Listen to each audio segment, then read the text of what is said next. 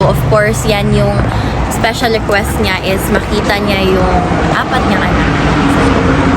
Kailan po kaya makakarating si Acting Mayor Baste? Ewan ko. Pero text namin maya, tanungin namin. Pero I know malapit na yun kasi nag-open na rin siya ng Kadayawan doon and pinano na niya yung biyahe niya papunta dito. Ano naman po mga napag-usapan ninyo ngayon? Actually, no, I was the latest to arrive today. Pagdating ko, as I entered the room, si Manong Pulong nandun nakaupo sa sahig, nagmamasahe na ng paa. As usual.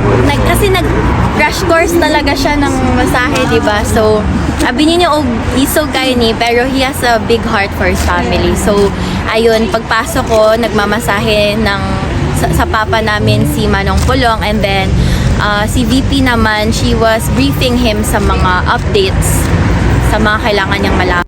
So, we talked a bit about politics kasi syempre that's his interest. Sinabi ni VP about yung mga ghost projects. Flood control. Flood control Anong sabi po ni Tatay Digo? Ayun, madami siyang tanong about it, but of course, may limits din sa pwede namin pag-usapan yun sa loob. And then, shifted to family matters, mga bilin niya sa amin magkakapatid. Of course, may instruction siya sa bawat isa, especially kay Manong as the eldest son.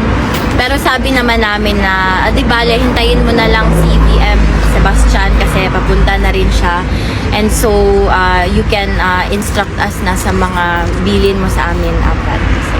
Can you share anything kung ano yung mga bilin? Yung mga hindi naman too personal. Ano naman, yun pa rin, the first thing talaga no is to take care of each other. He emphasized the value of family and how important the family bond is. Kasi ang hirap kung kalaban mo na lahat, kalaban mo pa yung yung pamilya mo. So he always reminds us to take care of each other as siblings and to look out for each other, Maligo din. Uy, ang tinudana no kay wala ko kaligo na podron kay isabayan ako si Papa para ganado siya kay Duha mo may ligo.